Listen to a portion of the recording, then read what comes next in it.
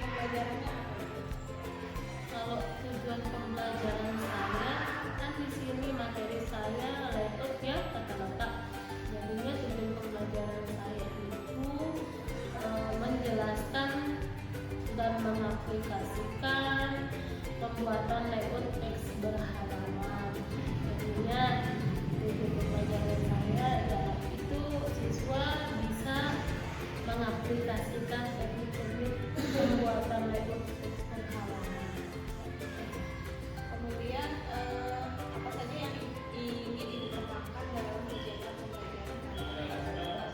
Kalau yang saya ingin kembangkan di sini kelas 11 BKP tersebut ini meningkatkan partisipasi aktif siswa dalam belajar, meningkatkan kemampuan siswa dalam berpikir kritis, meningkatkan keberanian siswa dalam berpendapat, dan mengambil keputusan yang bertanggung jawab.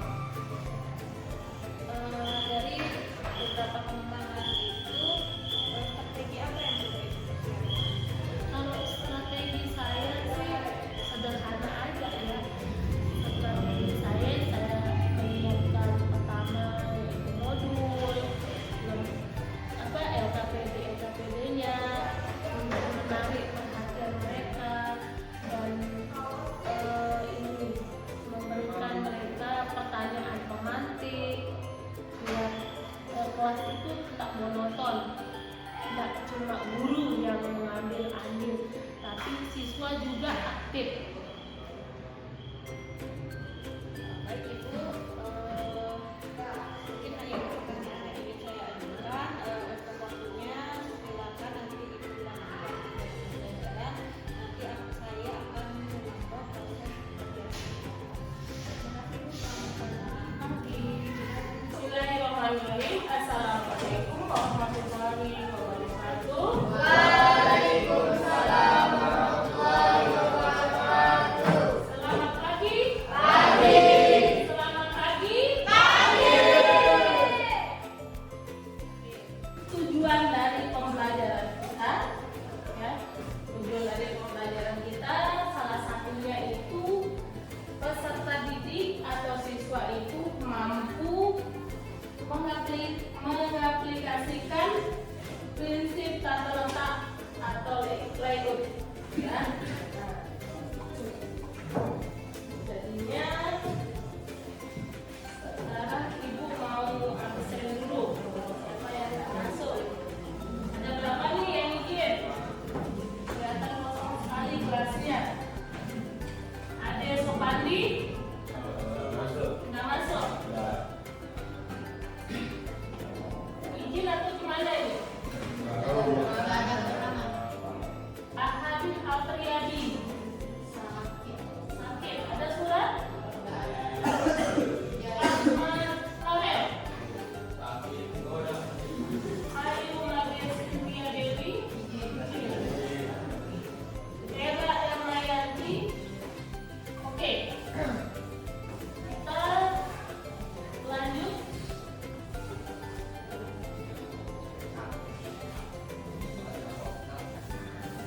Kemarin Ibu sudah menjelaskan sedikit, ya, menjelaskan sedikit tata letak atau layout. Kemudian sekarang Ibu tanya kalian, keterampilan apa yang harus dimiliki seorang desain grafis?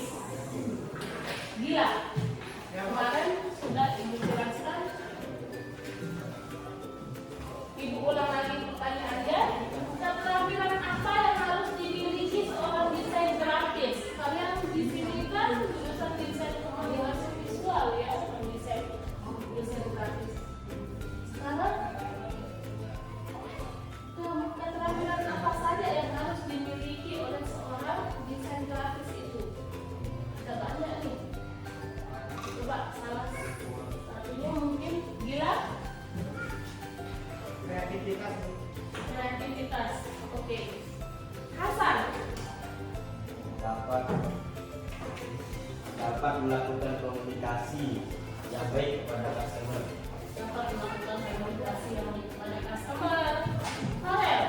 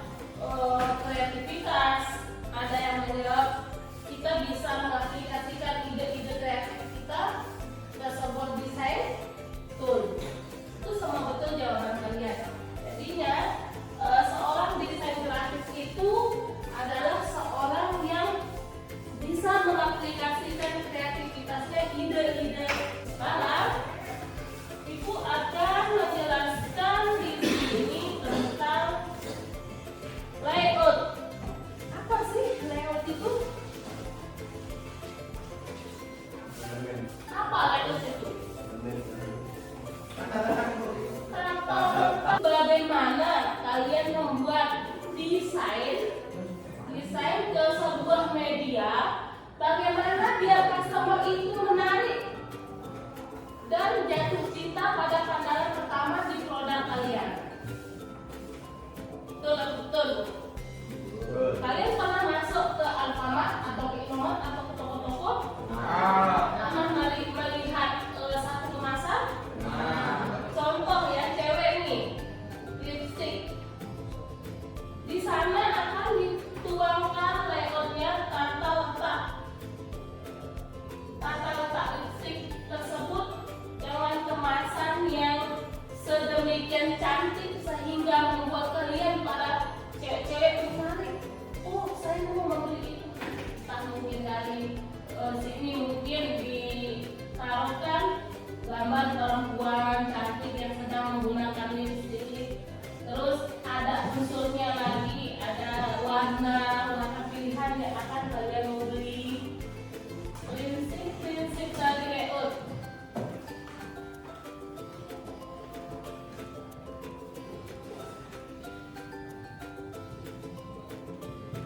Yang pertama itu ada simplicity atau sederhana ya. Simple dalam bahasa Inggris itu apa? Kesederhanaan. Jelas, sudah bisa dibaca. Ya, atau mungkin kalian bisa membukukan di sana barcode. Atau mungkin kalian bisa nanti di kemasan itu kalian bisa nanti membukukan, memasukkan elemen warna.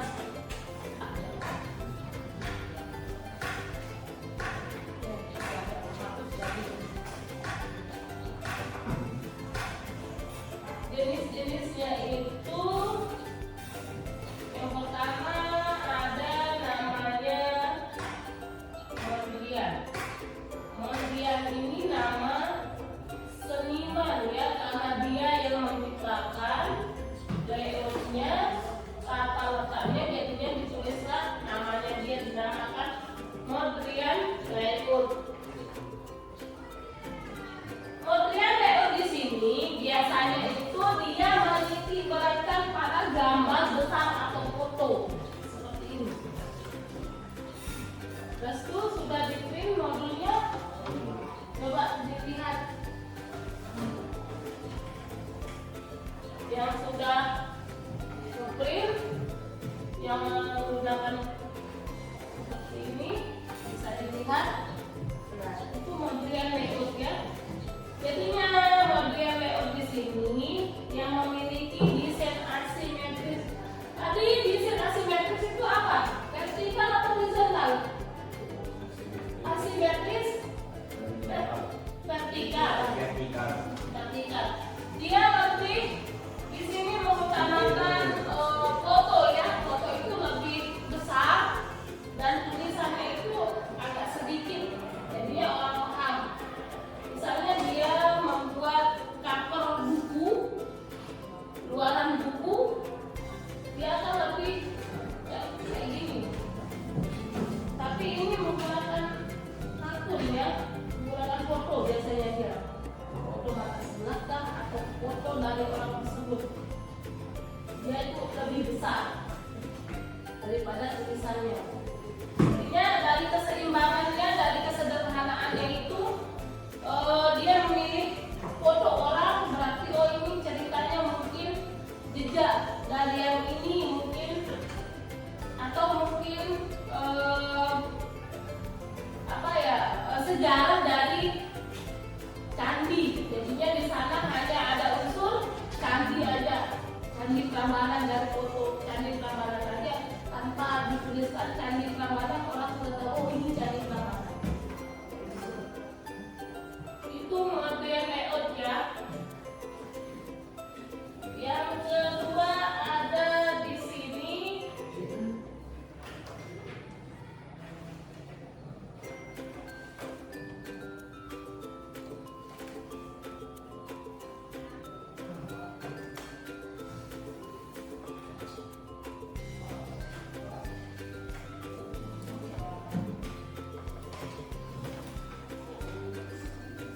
picture layout.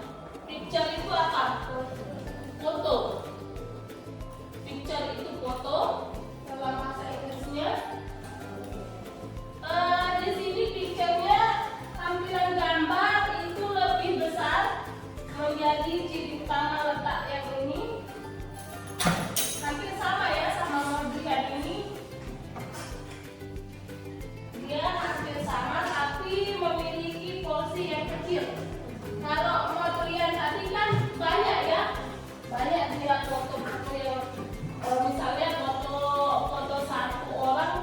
di depan besar, terus ada bayangan lagi itu pemberian. Kalau yang picture di sini mungkin hanya gambar satu piring makanan sama gelas minuman. Udah itu aja, di bawahnya baru dituliskan, oh ini nasi goreng yang terbuat dari apa, ini susu sapi kayak gitu. Itu yang picture ya, dia melakukan hanya membukukan foto, sedikit foto. Selanjutnya ada silver.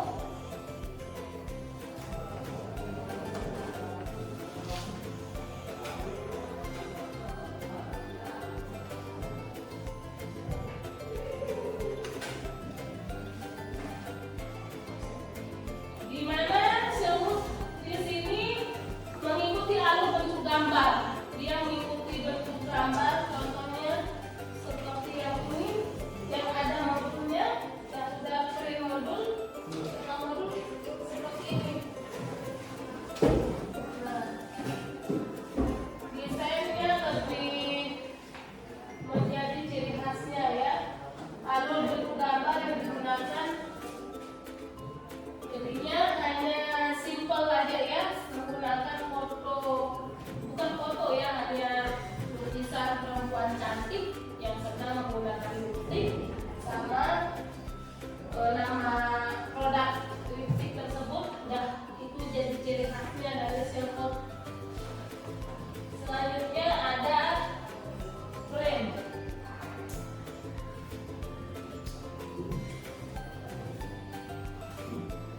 Kalian tahu frame? Apa? Apa frame? Apa frame? Kalau biasanya sih kalian punya foto kalian bingkai. Frame itu lebih menggunakan bingkai bawah atas kiri kanan. Ya, untuk mendesain apapun itu. Ya, frame, bingkai. Banyak lagi. Ada lagi namanya Geartus. Geartus. Dia kalau Geartus ini menggunakan komposisi gambar visual, misalnya animasi kayak kartun anime itu yang digunakan di medianya.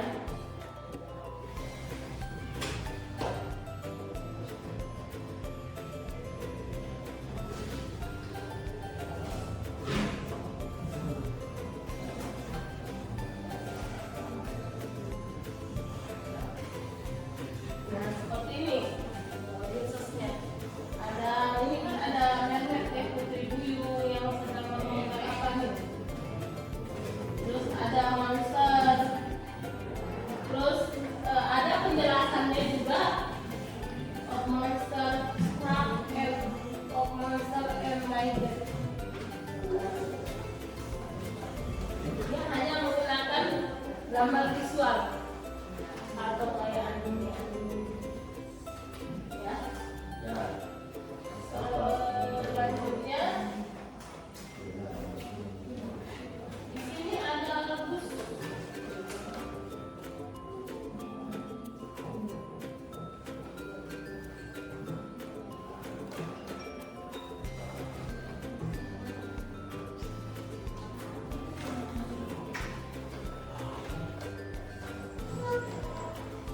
Kalau rebus biasanya itu pada kemasan makanan, ya, kemasan makanan seperti ini. Layoutnya.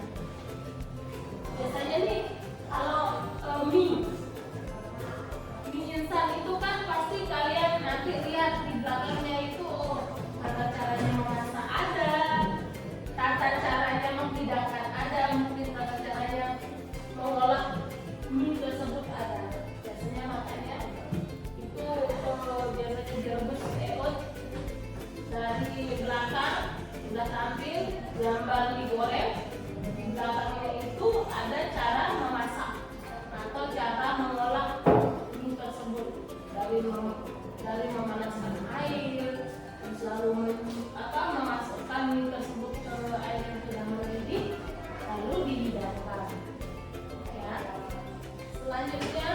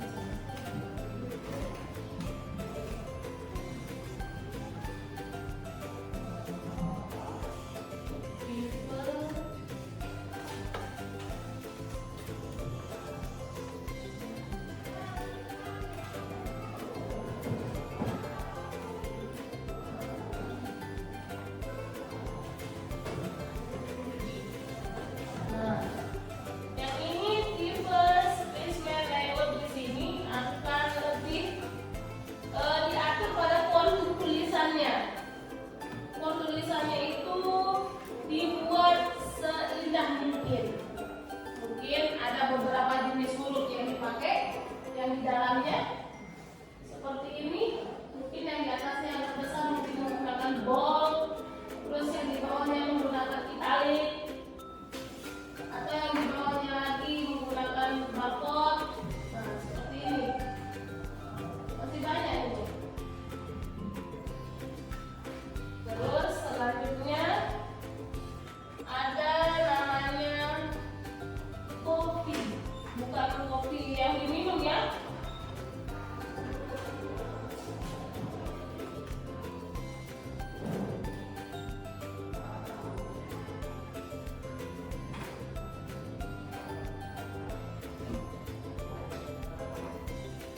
Lebih di sini dia menggunakan kopi writing.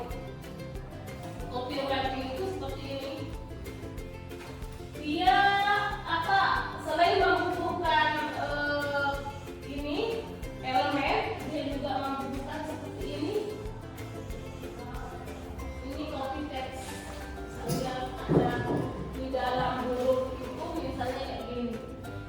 Di dalam huruf ini di sini ada tulisan lagi, misalnya nama kalian atau biasanya nih di logo apa sih warung.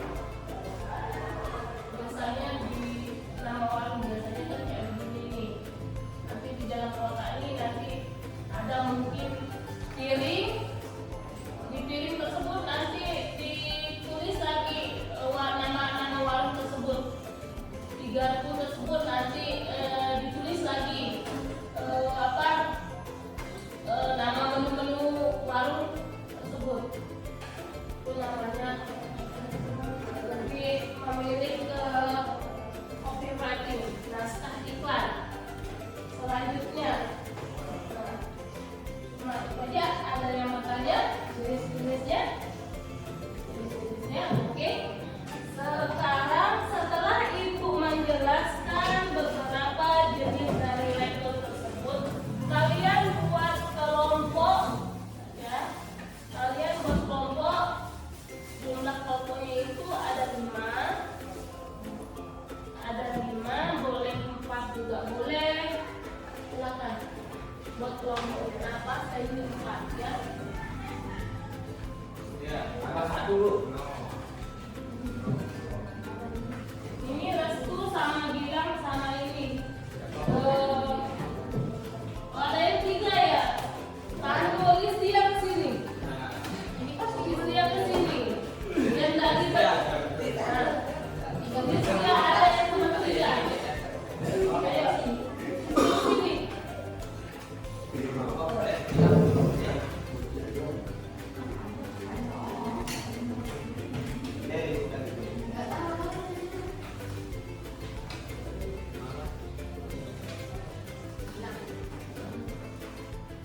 List dia sudah kan? Sudah kan? Coba anu dulu. Bentuk kelompoknya dulu. Kan dulu. Perhatikan masalah yang pertama. Masalah yang pertama, lakukan kajian mengenai prinsip-prinsip yang harus diterapkan pada pembuatan desain layout sebuah majalah. Kemudian berikan analisis tentang penerapan prinsip-prinsip tersebut dalam pembuatan layout teks pada majalah. Karena kalian itu membuat layout pada majalah, rata-rata di sini kan masalahnya kan ada pembuatan desain layout sebuah majalah. Nah, sekarang kalian jawabnya di sini ya. Sudah paham? Ada yang belum paham di sini? Paham.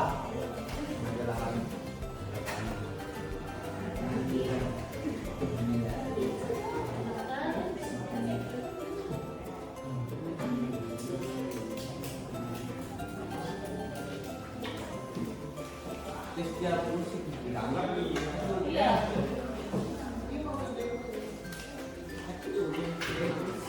Ya boleh.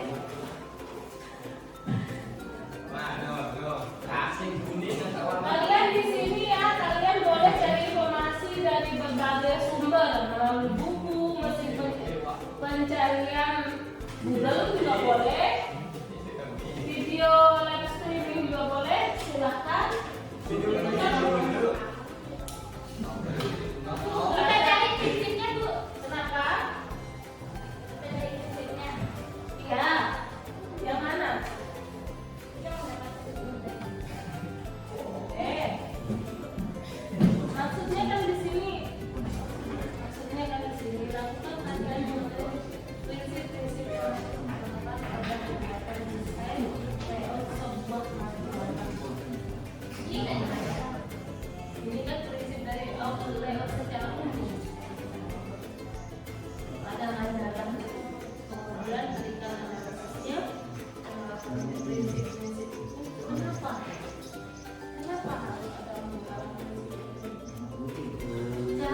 informasi dari berbagai sumber. Boleh? Olahraga bola misalnya paling banyak di dunia. Kalian nanti misalnya menggambar sketnya untuk olahraga bola kayak gini. Karena dia terlalu banyak peminatnya. Jadinya mungkin nanti yang kalian buat bola mungkin kalian gambar manusia yang lebih dari 10 peminatnya, itu sudah karena dia banyak peminatnya. Jadinya mungkin kalian gambar orang banyak di bola tersebut. Di bola kamu gambar sudah gambar bola kaki tersebut. Mana bola kaki? Bola kaki itu ya bola itu orang main bola itu. Bola kaki kan tidak pernah. Itu baru tahu. Terus Wajah bola voli. Kalau voli, kamu buat lagi gambar bola tangan bola volinya kamu buat kayak gimana? Tidak buat ini aja. Kalau ini kita menggunakan dan kalau ayo olahraga sudah dimulai. Ayo sekarang konsentrasi dulu ini satu aja. Ayolah kita presentasi yang guys ya. Ya, Uni sama apanya dulu?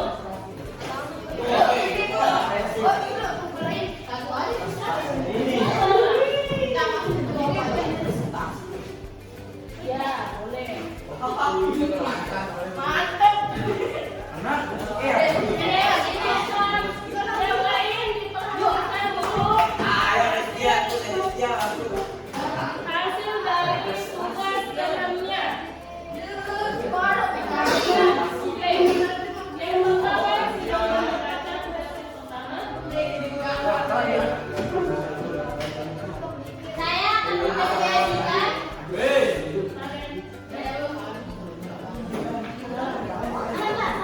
Assalamualaikum warahmatullahi wabarakatuh. Waalaikumsalam warahmatullahi wabarakatuh. Kami akan membacakan hasil presentasi. Kenapa? Wow. yang pertama, prinsip yang diterapkan pada pembuatan layout adalah yaitu kita memilih 3. Yang pertama adalah balance atau keseimbangan, dapat diartikan sebagai kondisi yang sama berat antara tulisan, warna atau gambar sehingga tidak monoton. Yang kedua, Yes. Allah. yang kedua inti atau kesatuan dapat diartikan prinsip yang menekankan pada keselaratan dari unsur yang menyusun.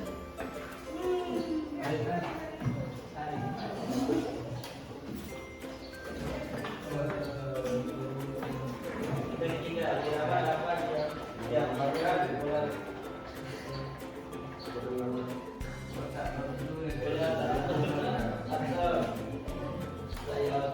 jadi buat dengan melakukan ulangan teratur agar tingginya agar hasil yang menarik. Oke, kenapa? Kalau tadi kan ada 3 ya, keseimbangan yang saya ambil. Kenapa mengambil 3 keseimbangan? Kenapa tidak ambil 5? Atau 2 atau 1? Kenapa ambil 3? Karena yang itu penting dan yang harus dilakukan cuma 3. Selanjutnya, yang kedua, perhatikan. Nah, jelasin ini. Ini kan tadi kan peminat dari olahraga sepak bola lebih banyak ya. Jadinya mungkin elemen apa nih? Elemen Kotaknya lebih besar kita pakai. oh ya, kotaknya lebih besar. Ini football court. Jadinya kotaknya lebih besar. Ya. Terus polinya. Polinya ini lebih kecil karena peminatnya sedikit. Ya.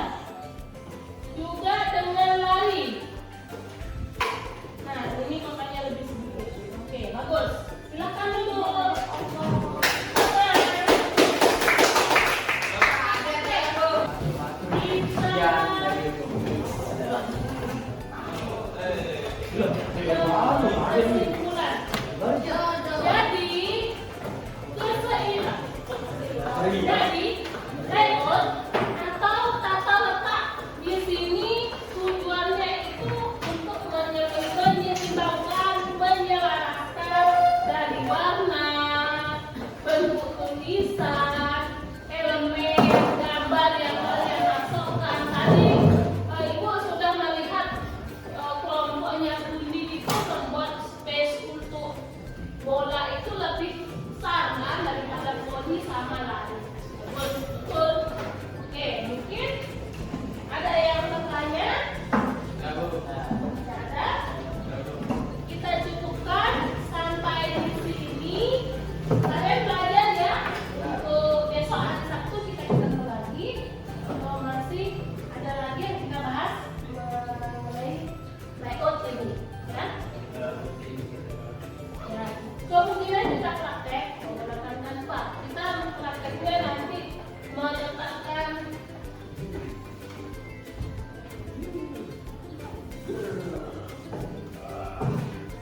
ada yang mau tanya? Nggak ada? Oke, soalnya dari tadi 3 jam kita utak-atik otak. Sekarang kita cukupkan sampai di sini dengan sama-sama mengucapkan alhamdulillah. Kita sudah bisa belajar dengan baik. Assalamualaikum warahmatullahi wabarakatuh. Selamat pagi. Kita dijabarkan hasil refleksi Ibu selama pembelajaran kemarin. Hasil penjabaran saya kemarin, hasil refleksi pembelajaran saya kemarin itu adalah ada beberapa siswa yang kurang aktif di kelas karena mungkin main-main karena saya juga belum nggak langsung menegur.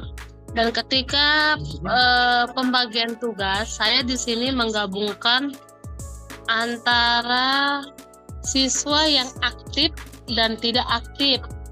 Tujuan saya itu biar siswa yang kurang aktif ini ikut ambil andil dalam pembuatan tugas tersebut. Tapi sejatinya anak yang kurang aktif di sini malah memanfaatkan temannya yang aktif untuk mengerjakan tugas tersebut. Nah, jadinya kesalahan di sini saya melihat anak yang tidak aktif ini hanya ya bermain-main, hanya sekedar jadi penonton temannya yang membuat tugas tersebut. Jadinya tujuan kedepannya mungkin saya akan lebih melihat lagi, milih lagi siswa yang mungkin dalam pembuatan kelompok tersebut mungkin yang kurang aktif saya gabungkan sama yang kurang aktif kayak gitu. Yang aktif ya aktifnya aja biar mereka juga bisa berpikir sepenuhnya untuk pembuatan tugas tersebut. Itu aja sih. Ibu, jadi di sini dari hasil pembelajaran kemarin ternyata masih ada siswa yang kurang aktif di kelas. Kemudian oleh karena Ibu menggabungkan yang aktif dengan yang tidak aktif. Nanti kedepannya akan penggabungan pembuatan kelompok di mana siswa yang tidak aktif itu digabungkan menjadi satu. Kira-kira selain ini apalagi rencana tindak lanjut Ibu untuk semakin mengembangkan pembelajaran Ibu di kelas? Mungkin selain dari materi, selain saya kasih teori pembelajaran, memberikan modul, mungkin saya lebih memperbanyak praktek ya, karena saya lihat anak-anak yang kurang aktif di sini kalau sudah melakukan praktek di lab, mereka cenderung lebih antusias, mereka lebih excited gitu melakukan praktek-praktek. Mereka malah yang kurang aktif saya lihat di kelas, malah lebih aktif lagi ketika mereka saya ajak praktek langsung ke lab gitu. Itu aja sih, saya mau memperbanyak praktek. Untuk pengembangannya mungkin saya menggunakan mungkin lebih banyak metode dan media pembelajaran yang bervariasi aja kayak gitu. Bu Novi, jadi tadi Ibu sudah melakukan refleksi terhadap pembelajaran Ibu, kemudian Ibu juga sudah menyampaikan tindak lanjut untuk mengatasi isu refleksi. Di sini catatan Ibu saya Ya. Jadi pada saat pembelajaran itu ada beberapa mungkin yang menurut saya adalah aku belum melakukan aktivitas pada saat pembelajaran. Jadi siswa itu sudah kelompok, kemudian Ibu juga sudah mengajar dengan memberikan contoh nyata dari apa yang sudah ada di dalam. Ibu memberikan contohnya dengan mengambilkan salah satu barang yang ada di kelas, aset-aset yang ada di kelas. Jadi Ibu sudah memberikan contoh nyata dari apa yang Ibu jelaskan di kelas. Kemudian Ibu sudah menanyakan bagaimana kondisi siswa ketika ada siswa yang mengantuk. Jadi Ibu menyarankan silakan nak cuci muka dulu. Jadi di situ Ibu sudah menerapkan yang sosial emosional, di mana Ibu lebih memperhatikan ke kondisi siswanya. Kemudian untuk pembelajaran berdiferensiasi, di sini Ibu sudah memberikan konten yang cukup bervariasi. Selain modul, Ibu juga seperti yang tadi saya jabarkan, Ibu memanfaatkan aset yang ada di kelas. Yang sudah Ibu jelaskan. Mungkin kurangnya ini aja Bu ya, kurang ice breaking karena lumayan tadi pelajaran Ibu itu kurang lebih 2 jam ya Bu ya. Iya. Itu saja sih refleksi catatan dari saya. Kemudian untuk pengembangan tindak lanjut, apakah Ibu mempunyai aktivitas tindak lanjut setelah pembelajaran hari ini? Oh, ada sih untuk tindak lanjut saya mungkin lebih memperbanyak lagi komunikasi, teori, lebih memperbanyak lagi acuan-acuan pembelajaran kayak modul-modul, terus lebih banyak lagi pendekatan ke siswa, karena mungkin yang terlalu banyak main, terlalu kurang serius ya di kelas itu, mungkin mereka juga kurang diperhatikan.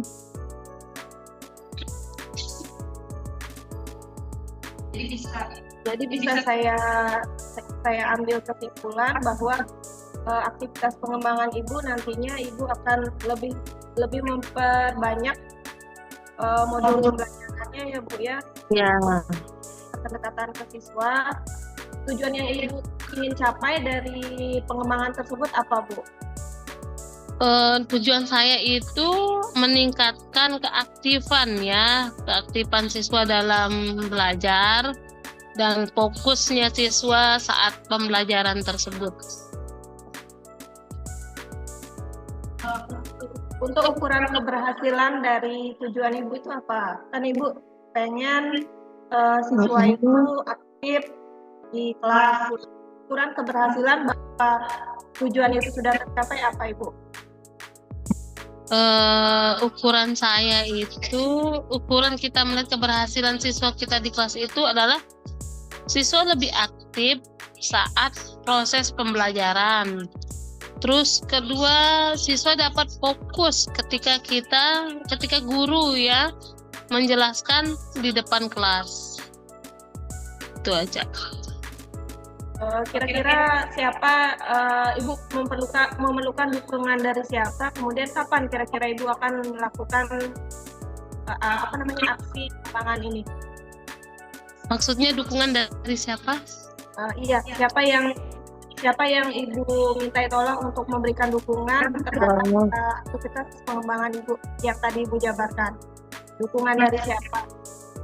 misalnya teman-teman sejawat, terus ada juga dari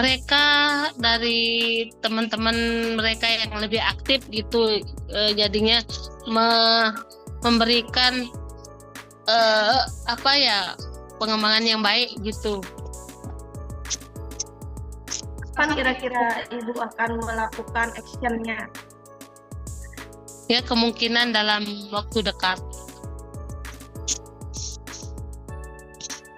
Baik Ibu, terima kasih atas waktunya. Demikian kegiatan pasca observasinya. Terima kasih. Semoga ini lebih baik daripada hari kemarin. Selamat pagi. Pagi. Oke, terima kasih Bu Ami, terima kasih Bu Novi. Maaf tadi ternyata Ibu. Ya. Alhamdulillah kegiatan kita mulai dari pra-observasi, observasi maupun pasca observasi berjalan dengan lancar. Semoga kegiatan ini memberikan pengaruh yang luar biasa baik dalam rangka peningkatan mutu pendidikan maupun mutu pembelajaran yang kita lakukan di dalam kelas. Yang tentunya itu tidak lain tujuan akhirnya adalah bagaimana melayani murid dengan maksimal. Baik Bu Ami, Bu Novi, terima kasih. Selamat beraktivitas kembali. Ibu tutup ya. Sama-sama. Wabillahi taufiq wal hidayah. Wassalamualaikum warahmatullahi wabarakatuh. Selamat pagi. Selamat pagi.